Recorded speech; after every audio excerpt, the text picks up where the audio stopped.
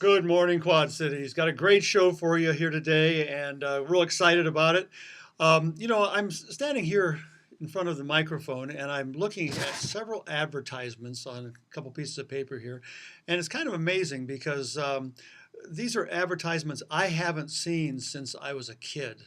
And what I want you to realize is that there are certain forces in the world here that have not actually been our friend, even though they are supposed to be helpful to us. But here's an advertisement here. It says, um, 20,679 physicians say Luckies are less irritating because they're toasted. Now, what are Luckies? Well, Lucky Strikes. I don't know if you remember those. When I was a kid, that was a popular cigarette brand. And it was just really something because it's toasted, right? But doctors, 20,679 doctors recommend Lucky Strikes. Now, we're going to get into a little bit more of this because we're going to find that there is another industry other than the tobacco industry that had the same kind of advertising clout, the same kind of money clout, and they haven't been our friends either. So we're going to get into that after we do a couple announcements here. The first announcement, of course, is that we have the weight loss seminar on Tuesday evenings at 6:30 at the Welcome to Health Center. And I would encourage you to get out and attend the seminar. Just last week we had several people who they were telling us how, I listened to your radio show and I've been meaning to get out to the seminar, and I've been talking to my spouse about it. And in fact, we've been talking about it for the last 2 years and we just never quite get there. Well, I would encourage you to make the step because you're number one, you're not getting any younger. And number two, you're not getting any healthier by avoiding the issues that we talk about on the radio show and avoiding the issues we talk about at the seminar. Number two, the seminar is just a lot of fun. I mean, we really do have fun at the seminar. We tell jokes, we have interactions. I'm the kind of speaker, I don't know if you can tell on the radio here because you have to pick up the phone and call me if you want to talk to me on the radio. But in the seminar, I kind of am very interactive. We receive questions, we answer questions, we laugh together, we play together, so to speak. So, come out to the seminar, see what it's like to actually interact about nutrition in real time. Then, of course, there's the fact that we have a nutrition program at the clinic that is very, very vital. We do nutritional testing. One of the biggest things we've been doing lately is a lot of food allergy testing. It's not the kind of food allergy, by the way, that you normally test for, where you do the prick test, where they put a little bit of allergen under your skin and see whether you react to it. That's an E antigen reaction. That's a quick reaction, allergic reaction. But there's also a delayed reaction, which is an IgG reaction. It's a delayed reaction. That is, if you eat the food, like you drink some milk and you happen to be allergic to milk, you drink the milk, you don't even get a reaction from between 1 and 4 days. So by that time, you've eaten so many things, you have no chance of finding out which one of those foods is actually causing the reaction. And that's where most people live. Most people have a delayed food reaction. Well, we can now test for that and we can find out. For example, one of the things I found out in the last 6 months is that I'm allergic to milk. And anything that contains milk, when I eat that, I don't do well. But I don't know it until a couple days afterwards, and then all of a sudden I'm overly tired. I'm just not focusing quite as well. I'm I'm actually eating a lot more of the wrong foods, like sugary foods, and it's because I am, my energy just goes away. So I think it would be important, and it is important as a matter of fact, for all of us to realize those foods that we are most sensitive to. So the allergic food reactions are things that we test in the clinic, but we also test genetics. We actually can tell you where you're strong and where you're weak. And it's of course, we want to tell you how strong you are because, we're very upbeat, optimistic people. But you know what? You lose your strength when the weaknesses come out and you don't know about them. You don't know how to protect yourself against them. So we do that kind of testing too. All of these things are very, very important things to know about in terms of maintaining and ensuring a healthy life. Because our goal at the Welcome to Health Center is that we want you to have the most meaningful, the most productive life you can have. And I mean, sometimes you feel like, oh gosh, I just don't feel like getting up and doing things. It's lucky I have time just to sit here. But let's face it, those are not the most meaningful moments of your life when you're just sitting there or vegging in front of the television. Those are times when later you go, oh, geez, I didn't get anything done today. What's my life really worth? No, those are not the meaningful times. The meaningful times are when you can actually get up and do the things that contribute to other people's lives, that contribute to other people's meanings, that help other people feel better, more energetic, that give your children and your grandchildren great memories. Those are the things that are the most meaningful. And if you're not energetic enough to do those things, then it's very important for you to get those issues straightened around, get those issues, on the schedule, so to speak. Get to the seminar, get to give us a call and ask, what can I do for myself, for my family, for my grandchildren to make meaningful memories and to get my life going, so my life makes a difference into the future of other people. That's what we're all about at the Welcome to Health Center, and we want that to be happening throughout the Quad Cities and surrounding areas. That's what our passion is. Okay, we're back, and I'm just going to mention a couple more advertisements, then we're going to get right into it, because we're going to ultimately get to where we talk about one of the worst things in our diet today, and if one of the most common things in our diet as well. It's one of the public enemy number ones, so to speak, that we often speak about. But at one point, the cigarettes were. So, the 20,000 doctors recommend Lucky Strikes. Here's one for Viceroy. Viceroy filters the smoke. As your dentist, I would recommend Viceroy is the advertisement. Okay. Now another one. This is great too. More doctors smoke Camels than any other cigarette. Now I remember these advertisements on television. They were everywhere when cigarette advertising was still allowed on television. They were everywhere. But here is the key. I'll tell you one now that was on the back of the American Medical Association Journal. JAMA, the Journal of the American Medical Association, for years. And it was accompanied by articles on how cigarettes are good for your lungs. And that one said, not a cough in a carload.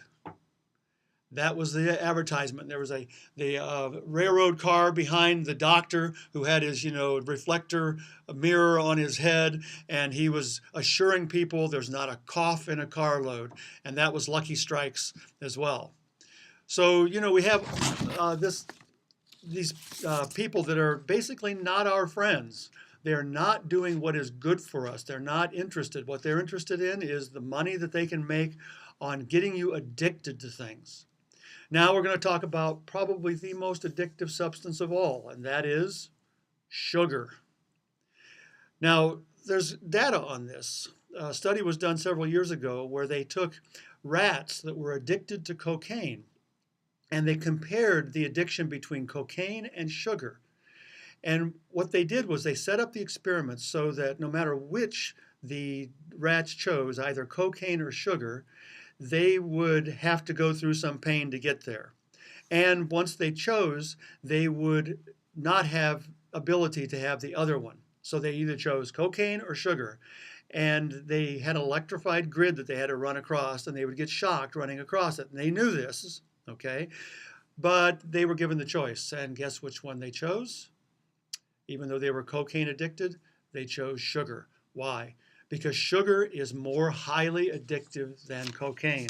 And by the way, I'm not being, super judgmental on this. I'm not being, what would you call it, self-righteous or anything else. I'm as addicted to sugar as anybody. In fact, I kind of put myself in the category of a sugaraholic, like most everybody in the United States. And I would stand here before you today and say, "Hi, I'm Curt. I have a problem." And then you all, as a chorus, say, "Hi, Curt." And then I say, "I am a sugaraholic." All right? But notice that I'm giving the first step of a 12-step program here. I'm admitting that I'm a sugaraholic, and we all have to admit that. But what we need to do is we need to then take the second step and say that there's a higher power that raises me above these addictions and can help me get away from these addictions. And that higher power, by the way, is, whatever you in terms of your spiritual life can see it, but you've got to tie yourself into something like that. And at the next point, you have to start becoming smart about it. Because it's not just, it's going to be a miracle that's going to pull me out of this addiction. No, you've got to be smart about it. You've got to take steps. One of the steps, by the way, you can take is to become involved in a group, like come to the Welcome to Health Center and come to our seminar. And when you come to our seminar, you are tying into information, you're tying into support, you're tying into a network that wants to see you succeed. You have a coach, you have all kinds of opportunities to learn about things and to learn how bad things are and learn how good things can be. And one of the things, by the way, that's extraordinarily important, if you're going to reach a goal, and if you want to reach that goal in the most efficient way, two things have to happen.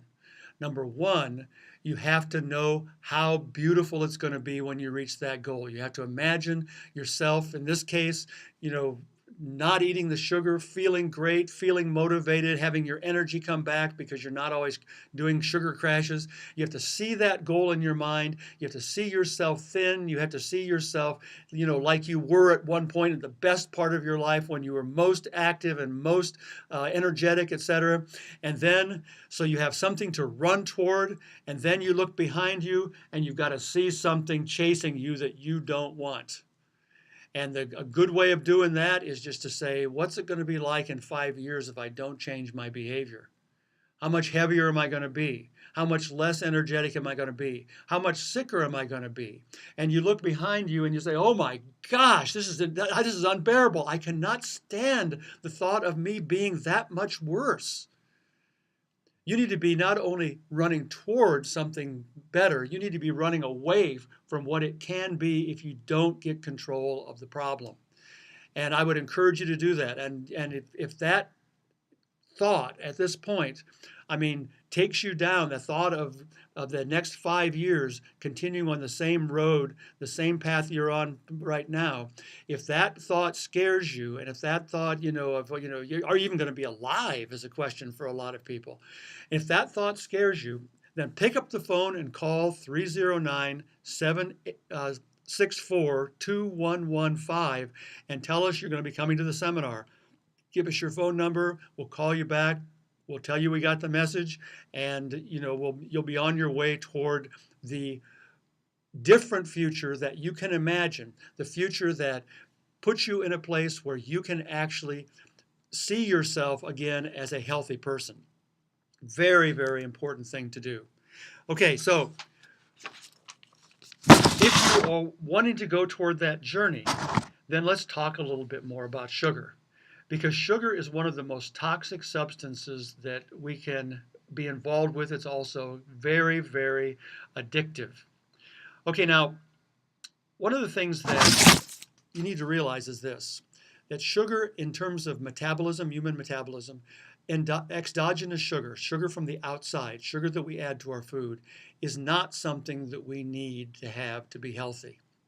As a matter of fact, back in 1776, the inception of our country, when we declared independence from Britain.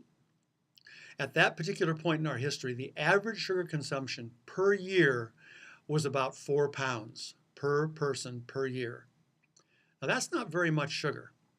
That means, actually a 4-pound bag of sugar looks like a lot. But when you compare it to what we have now, people are eating between 100 and 200 pounds of sugar per year per person. Now, the average is around 150, but some people take it up to 260. So that is a huge difference. And the fact is that people can live well and actually live much longer if they don't have any sugar added to their food. There's plenty of sugar for your needs in fruit. There's plenty of sugar for your needs in vegetables. Even in protein things like meat, your body and your liver has the ability to change to change protein into sugar in a very efficient way via a pathway called gluconeogenesis. Gluco means sugar, neo means new, and genesis means to originate. So you have originating new sugar from protein. So you can eat meat and you will have plenty of sugar to carry out all of the glucose needs in your body. Now, people think that if I need energy, I need to eat sugar. And for a large part, a lot of the energy we use in our body is glucose or sugar. But sugar from the outside, what it usually does is it spikes our sugar in the blood and then it crashes it as well. Because insulin is put out so that we can handle the sugar that's in the blood and so that we can get it into the cells. But if we overload the system with sugar, then we also get a concomitant crash. And that crash makes us have low energy. And so the very thing that we think is adding to our energy is actually crashing us and giving us low energy. Now, in terms of the sugar industry, this is a big advantage because if you can crash somebody's blood sugar, then they crave sugar even harder. And we've done this on the program before. Carb crashes cause carb cravings. C. Carb crashes cause carb cravings. And that's absolutely true. So the sugar industry reasons, we can make a whole lot more money if we can get people to believe that they can get more energy by eating more sugar. But in fact, it actually crashes their energy. Just a few words about the sugar industry and what brought about this deluge of sugar in our culture. A few years ago, the sugar industry actually lobbied heavily and along with other industries, there's one report came out, only one, that came out that somehow fat actually is not good for you. And so they started taking all kinds of fat out of food. And what they noticed was this: if you take fat, for example, out of a wheat thin, and so that, the little cracker that you eat, if you take the fat out of that, it tastes like cardboard. And so in order to actually make it a marketable product, they had to put something else in. And what did they choose? They chose sugar. Now, it was a false thing actually a mistake to say that fat is unhealthy, because the body actually works better or finds fat a cleaner fuel than it does sugar. And all you have to do is, remember back when you did the marshmallow on the fire, to make a s'more, and you forgot it just a little too long, and it was a black, gooey mess. Okay, and but if you burn oil in a kerosene lamp, for example, and you trim the wick right, it doesn't produce much smoke at all, and the chimney even stays clear if you've had the ability or the opportunity to burn a kerosene lamp. But the oil burns very, very cleanly, whereas the sugar burns very, very dirty and all kinds of junk afterwards. Well, it's the same with our body. In fact, aging spots that you get on your hands and things like that you can see as you get a little bit older, those are proteins complexed with sugars that the sugar disables the protein and you get these spots on your skin. Well, that's because sugar kind of mucks things up a little bit. All right. So when it comes to sugar as a fuel, it's not the safest or the best fuel. We run much better on fat. But the food industry demonized, and the medical industry also demonized fat to the point where they tried to remove as much fat as possible. In fact, it was said that fat makes you fat, which of course, kind of sounds right. Fat makes you fat, which is completely false. Fat burns efficiently and doesn't make you fat, and it actually promotes a fat burning system in your body so you burn your own fat more efficiently. Whereas if you introduce sugar into the mix, sugar overload always turns to triglycerides, which is a form of fat, and it's the form that is most easily stored in fat cells. So you eat sugar, it becomes fat, it goes to the fat cells and is stored for future burning, hopefully. But if you're not burning the fat, on a regular basis, then you're basically building fat. You're getting fatter and fatter and fatter.